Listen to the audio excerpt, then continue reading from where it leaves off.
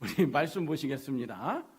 시편 92편 12절로 15절 말씀. 자, 우리 12절 15절 다 함께 봉독합니다. 시작.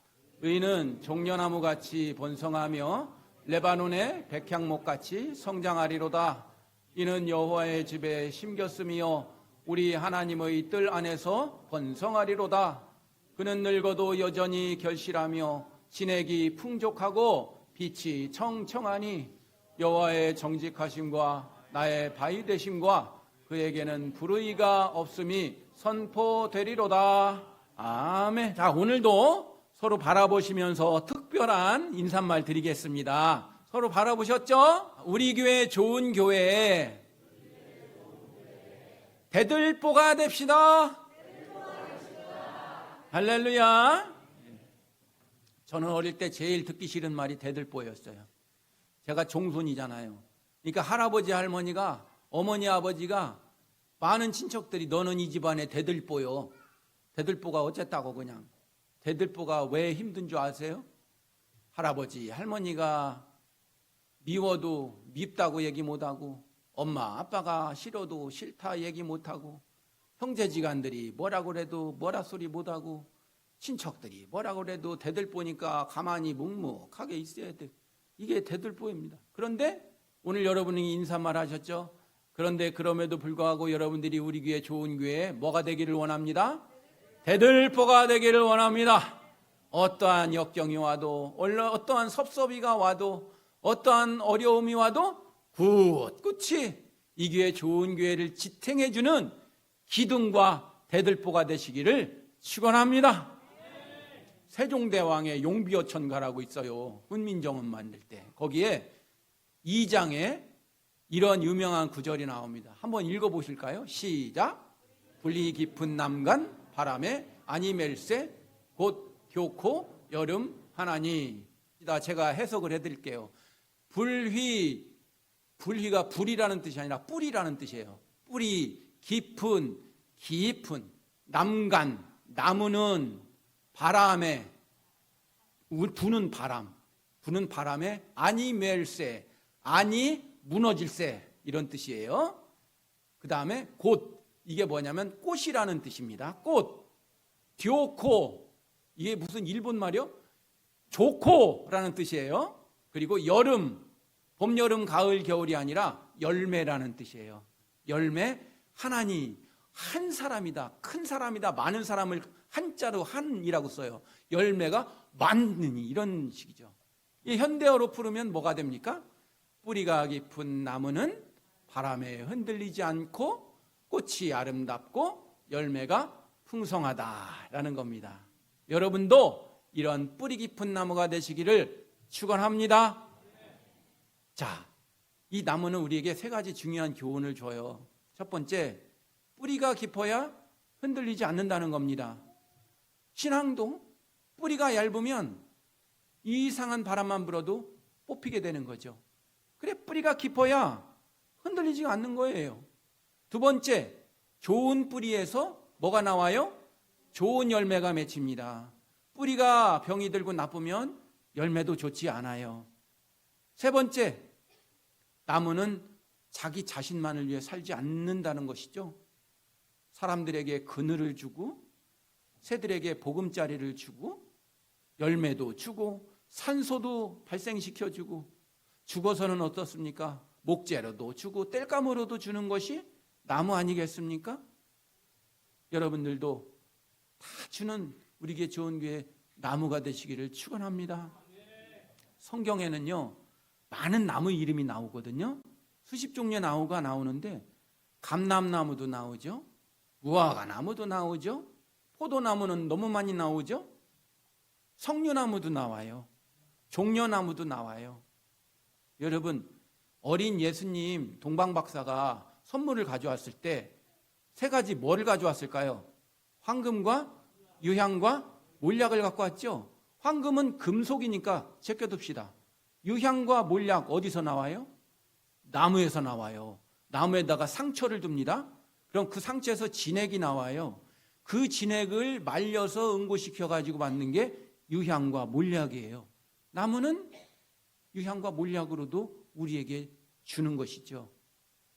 여러분, 주일 아침 우리가 나눌 말씀, 우리가 하나님 앞에, 우리에게 좋은 교회 앞에 어떤 나무로 서 있을까를 나누고자 합니다.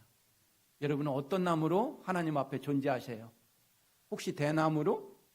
소나무로? 감나무로? 많은 나무들이 있지만 성경에 나오는 5가지 나무를 여러분에게 소개시켜 드리고 우리가 이런 나무가 됐으면 하는 바람을 함께 나누고자 합니다. 할렐루야. 첫 번째, 조각목이라고 하는 나무가 나와요. 출애굽기 25장 10절로 11절에 나오는데 읽어봅시다. 시작. 그들은 조각목으로 궤를 짜되 길이는 2규빗 반, 너비는 1규빗 반, 높이는 1규빗 반이 되게 하고 너는 순금으로 그것을 싸되 그 안팎을 싸고 위쪽 가장자리로 돌아가며 금태를 두르고. 조각목은 어떻게 생겼을까요? 한번 그림을 보시죠. 저게 광야에 세워진 조각목입니다. 반듯하지는 않죠. 그런데 이 조각목이 나중에 뭘로 쓰이는 줄 아세요? 저게 뭡니까? 하나님의 언약궤입니다.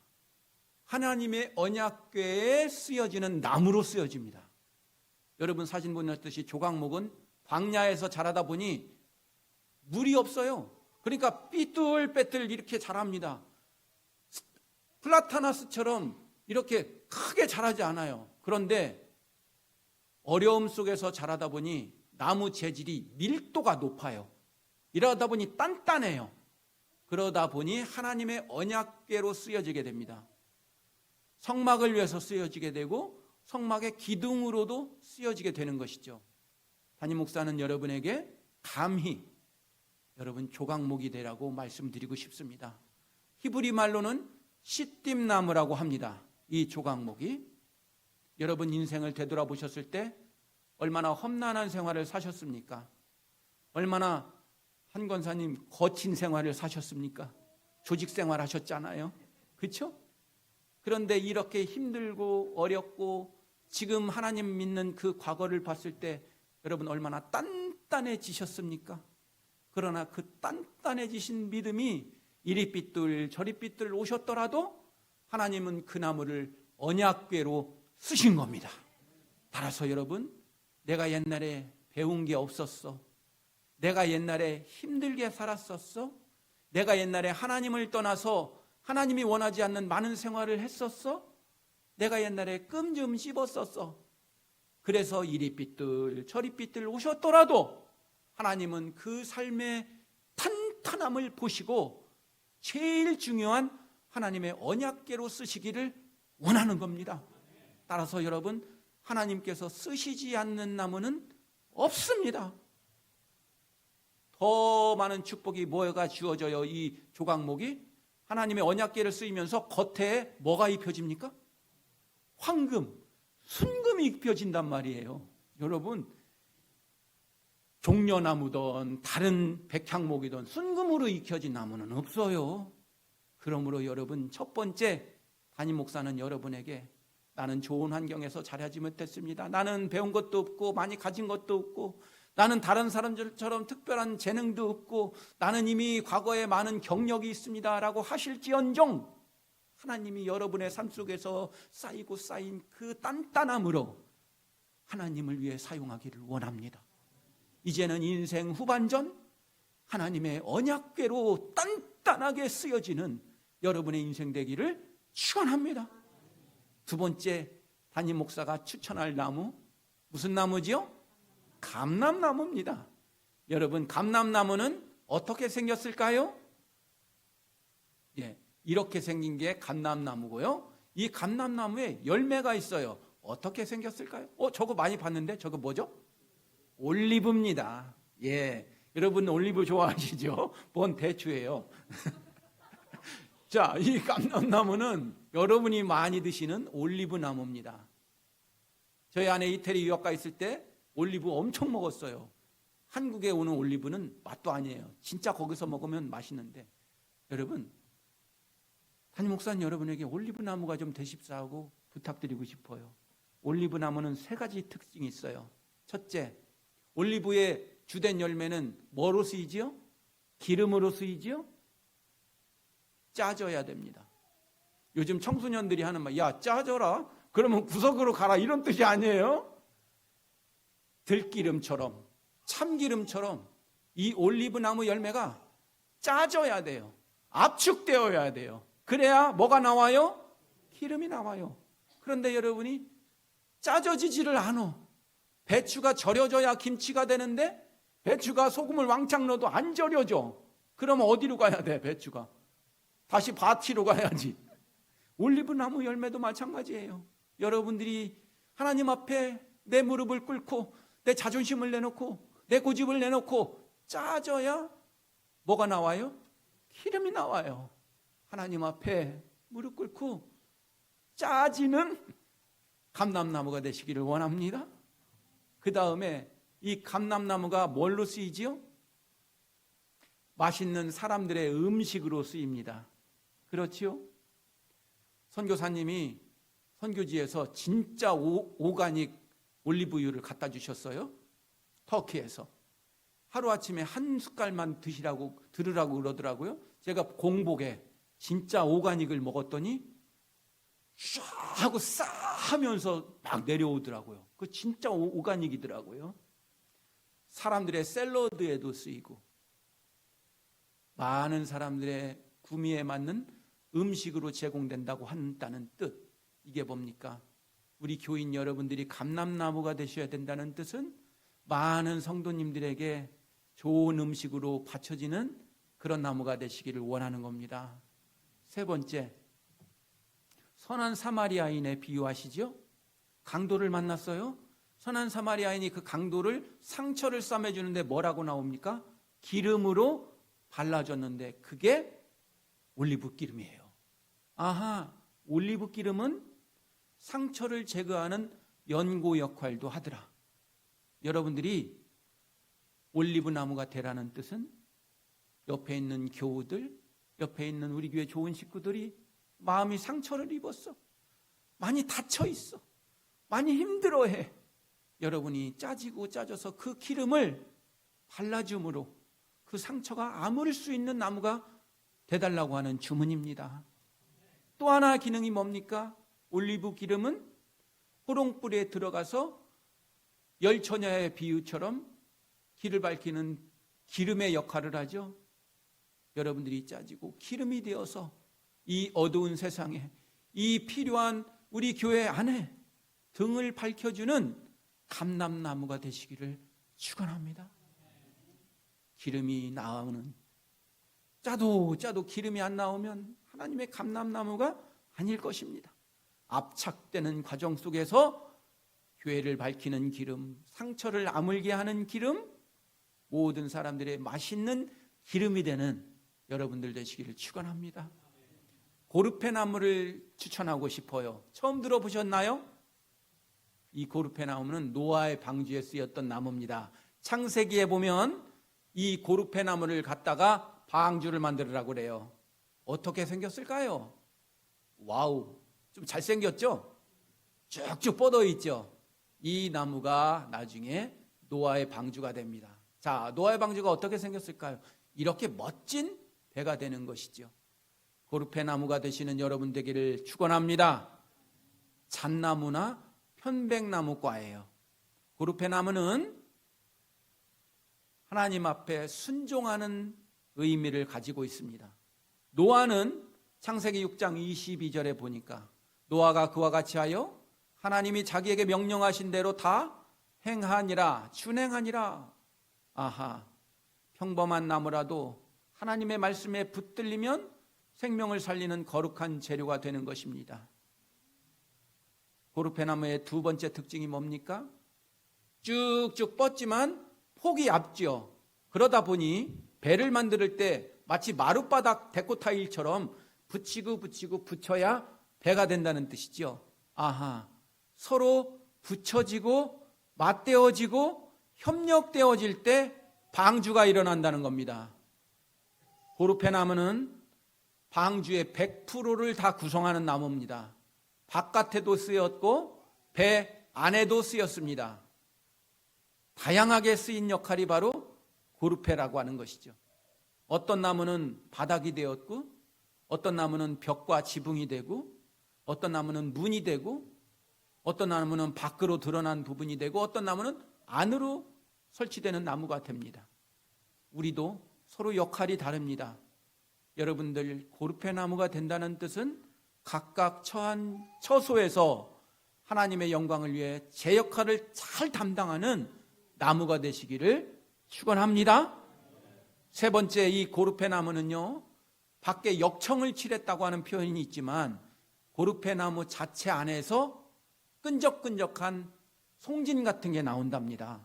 따라서 고르페 나무는 내 안에서 끈적끈적한 무엇인가가 나와서 틈을 메꾸어주고 물이 새는 걸 막아주는 역할이라는 뜻이죠. 여러분들 고르페 나무가 되시기를 축원합니다. 그 뜻은 무엇입니까? 성도와 성도들 간에 갈라진 틈을 메꾸어주고 성도와 성도들이 서로 이격된 그 틈을 물이 새지 않게 내 진을 내주어서 메꾸어주는 그런 나무가 고르페 나무라고 하는 겁니다. 여러분들이 서로 협력해서 내 진과 송진을 내줌으로 틈을 막아주고 거친 부분을 매끄럽게 해주는, 서로를 본드해 줄 수 있는 고르페 나무가 되시기를 축원합니다. 그 다음 네 번째 나무는 종려나무입니다. 종려나무는 시편 92장 12절로 14절에 말씀합니다. 다 함께 읽어보실까요? 시작. 의인은 종려나무같이 번성하여 레바논의 백향목같이 성장하리로다. 이는 여호와의 집에 심겼으며 우리 하나님의 뜰 안에서 번성하리로다. 그는 늙어도 여전히 결실하며 진액이 풍족하고 빛이 청청하니. 요한계시록 7장 9절에도 이 종려나무가 납니다. 각 나라와 족속과 백성과 방언에서 아무도 능히 셀 수 없는 큰 무리가 나와 흰 옷을 입고 손에 종려가지를 들고 보좌 앞과 어린 양 앞에 서서. 여러분, 종려나무는 두 가지 의미를 우리에게 가르쳐주고 있습니다. 다른 나무하고 다르게 늙어서도 열매가 청청하다고 나와요. 여러분 신앙생활 하신 지 얼마 되셨습니까? 10년, 20년, 50년, 60년 되셨습니까? 그런데 이 종려나무는 시간에 구애받지 않고 늙은 종려나무라고 해도 똑같은 양의 열매를 맺는다고 하는 뜻입니다. 이건 무슨 뜻입니까? 끝까지 하나님 믿음을 놓지 않는 믿음이 종려나무라고 하는 거예요. 여러분, 끝까지 하나님의 믿음을 놓지 않는, 늙을 때까지 그 열매가 창창한 여러분들이 되시기를 축원합니다. 두 번째 특징이 뭡니까? 우리가 나중에 하나님 백성이 돼서 천국에 가서 나오는 나무가 있으니 이가 종려나무예요. 다른 나무 이 언급이 없어요. 종려나무를 가지고 하나님을 찬양하는데 흔들었더라. 아하, 끝까지 견디는 나무이면서도 하나님을 만나서까지도 하나님의 영광을 나타내는 나무로 쓰임받는 것이 종려나무라는 겁니다. 여러분이 그런 종려나무의 축복을 받으시기를 바랍니다. 마지막으로 백향목입니다. 백향목은 여러분이 아시겠지만 아주 큰 나무지요. 이 나무는 어떻게 생겼을까요? 아우, 멋있게 생겼죠? 튼튼하게 생겼죠. 이 백향목이 나중에 솔로몬의 성전으로 쓰입니다.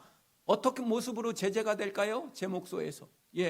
저렇게 건강한 나무로 성전을 위해서 쓰여지는 겁니다. 여러분, 그런데 중요한 것은 이 아름드리 백향목, 튼튼한 백향목이 베어지고 옮겨지고 다듬어져서 성전의 재료가 되는 거죠. 다듬어지지 않고 베어지지 않으면 그냥 나무일 뿐입니다.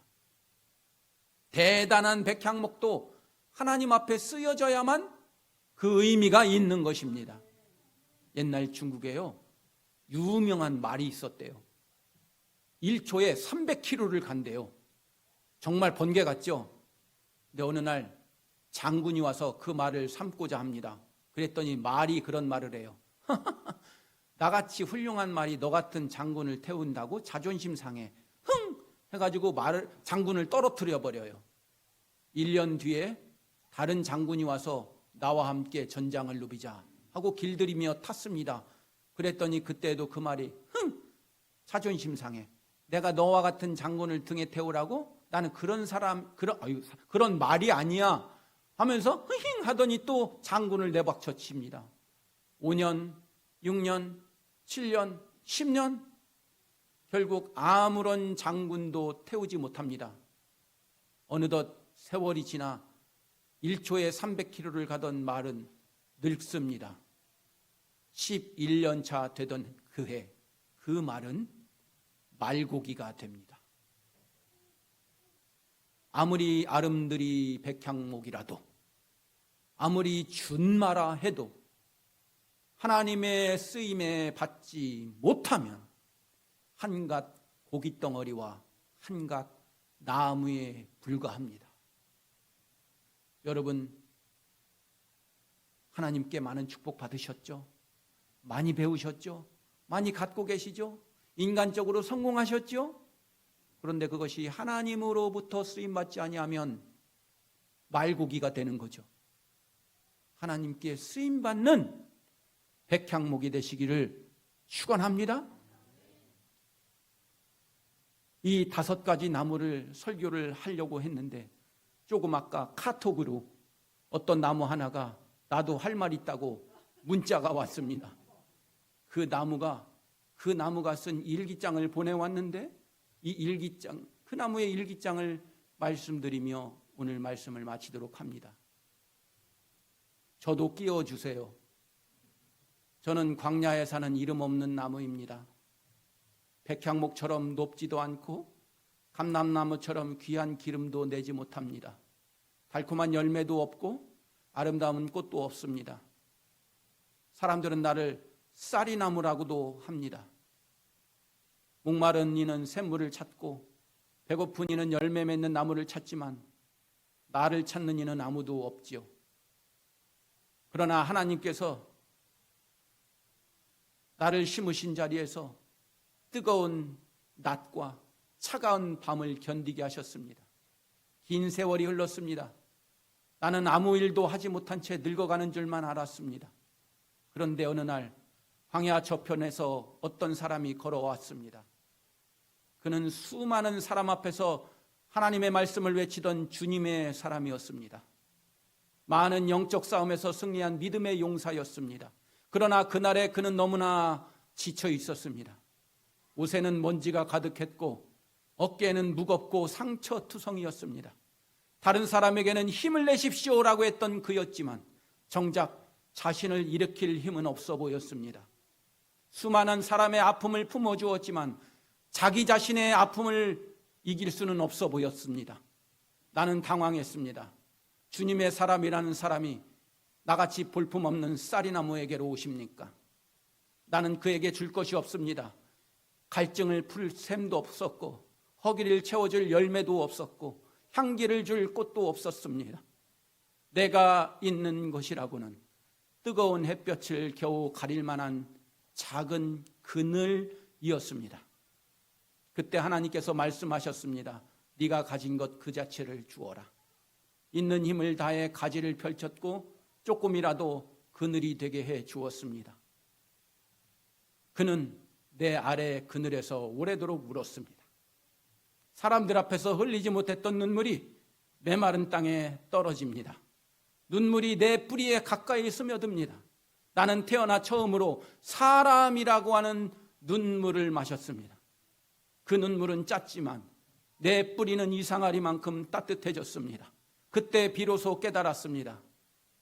하나님께서 광야의 나무에게 내게 맡기신 일은 아름다운 열매, 아름다운 꽃, 그것이 아니라 지친 한 사람의 눈물을 받아주는 일일 수도 있겠구나. 내 작은 그늘만으로 이 사람을 다시 일으켜줄 수 있을까? 그러나 곧 알게 되었습니다. 그를 살리는 분은 내가 아니었습니다. 내가 할 일은 조그마한 햇볕을 가려주는 그늘이었고 그 마음을 다시 일으켜주는 분은 하나님이었고, 그런데 가만히 보니 그 하나님께서는 그 하나님이라고 하는 사람을 꾸짖지 아니하셨더군요. 하나님의 종이 왜 이 모양이냐? 네 꼴이 뭐냐? 할 일 많은데 여기서 누워 자 있느냐? 재촉하지 않았습니다. 먼저 쉬게 하셨고, 먹이셨고, 잠들게 하셨고, 또다시 먹이셨고, 하나님의 음성을 들을 힘이 돌아올 때까지 기다려 주었고, 저는 그늘만 제공해 주었습니다. 하나님께서는 오래전부터 알고 계셨습니다. 언젠간 한 사람이 모든 힘을 잃고 이곳으로 오리라는 것을, 그에게는 충고하는 입술보다 말없이 곁을 지켜줄 작은 그늘이 필요하리라는 것을 말입니다.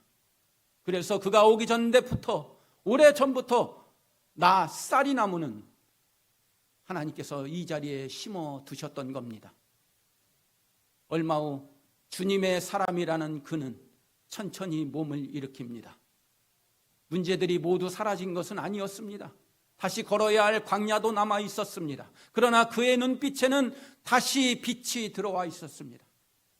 그는 떠나기 전에 내 거친 줄기에 손을 얹고 말합니다. 이름 없는 나무야, 고마웠다. 너는 아무것도 나에게 줄 수 없었다고 말해 내가 생각을 했지만 내게 다시 살아갈 하루의 그늘을 주었구나. 나는 대답하고 싶었습니다. 제가 한 것이 아닙니다. 하나님께서 당신을 사랑하신 겁니다. 나는 그 사랑이 잠시 머물렀던 작은 그늘뿐이었습니다. 그는 조용히 일어섰습니다. 저는 그에게 조용하게 속삭여 주었습니다. 다시 가십시오. 당신의 사명은 아직 끝나지 않았습니다. 그러나 다시 모든 짐을 혼자 지려고 하지 마십시오. 당신도 하나님께 사랑받는 한 사람이라는 걸 잊지 마십시오. 이제 그 이유를 알았기 때문입니다. 나는 보잘것없는 쌀이나무, 나는 보잘것없는 로뎀나무였지만 자살하려고 했던 엘리야를 살렸던 로뎀나무였습니다. 사랑하는 여러분, 하나님께서는 오늘도 누군가를 위하여 우리를 먼저 그 자리에 심어 놓으셨습니다. 여러분들이 그 작은 그늘이 되는 로뎀나무가 되시기를 축원합니다. 캐나다에서 우리 교회 좋은 교회 담임 목사로 부임한 지 2년이 다 되어 갑니다. 저는 2년 동안 나름대로 몇몇 그루의 나무를 심었습니다. 첫 번째는 3년생 홍매화를 심었습니다. 저 홍매화가 나중에 이런 매화가 되기를 원합니다. 할렐루야! 그 다음 나무를 심었습니다. 1년생 대추 사과나무입니다. 장소는 알려드리지 않겠습니다. 머지않아 저 대추 사과 대추나무가 저렇게 무성할 줄 믿습니다. 그 다음 나무를 심었습니다. 금산에 놀러 갔다가 홍도화라고 아주 이쁘길래 저걸 2그루를 사왔습니다.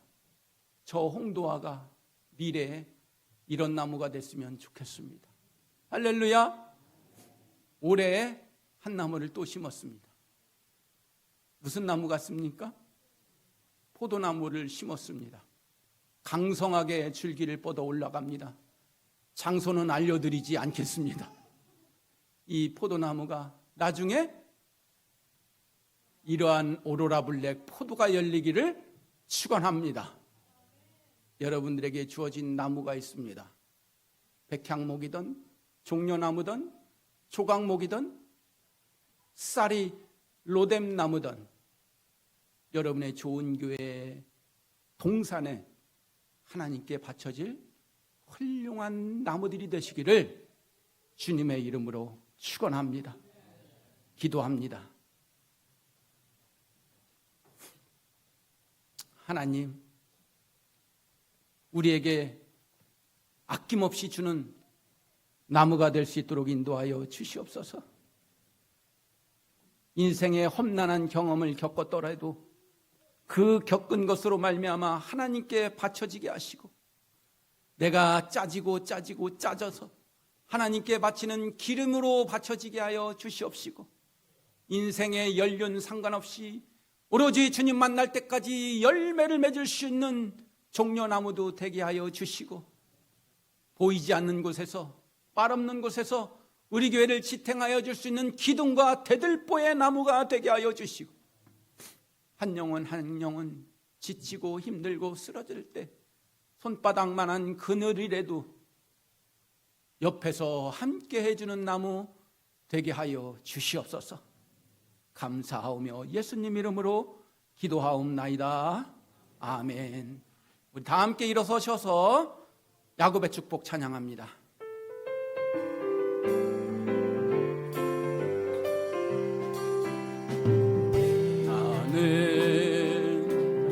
한장 너머로 뻗은 나무, 가지에 푸른 열매처럼 하나님의 귀한 수목이 삶에 가득히 넘쳐날 거야. 너는 어떤 시련이 와도 능히 이겨낼 만한 발이 있어. 전능하신 하나님께서 너와 언제나 함께 하시니. 아멘. 너는 하나님의 사랑, 아름다운 하나님의 사랑, 나는 널 위해 기도하며 내 길을 축복할 거야. 너는 하나님의 선물, 사랑스러운 하나님의 열매, 주의 품에 꽃 피운 나무가. 너는 하나님의 사랑, 아름다운 하나님의 사랑, 나는 널 위해 기도하며 내 길을 축복할 거야. 너는 하나님의 선물, 사랑스러운 하나님의 열매, 주의 품에 꽃 피운 나무가. 다시 한번 너는 하나님의 사랑, 아름다운 하나님의 사랑, 나는 널 위해 기도하며 내 길을 축복할 거야. 너는 하나님의 선물, 사랑스러운 하나님의 열매, 주의 품에 꽃 피운 나무가 되어줘. 이제는 우리 주 예수 그리스도의 은혜와 하나님 아버지의 무한하신 사랑하심과 성령님의 내재하시고 역사하심이 조각목처럼 단단한 나무 되게 하시고, 고페르 나무처럼 틈을 메꿔주고 연결시켜주고, 백향목처럼 다음 세대를 위해 든든히 세우는 대들보가 되고, 종려나무처럼 하나님 만날 때까지 무럭무럭 크고 열매 맺는 로뎀나무처럼 슬픈 한 인간 옆에 그늘이 되어줄 수 있는 그런 나무가 되기로 작정하는 우리 교회 좋은 교회 성도님들의 머리 위에 지금부터 영원토록 함께 하시기를 간절히 축원하옵나이다. 아멘.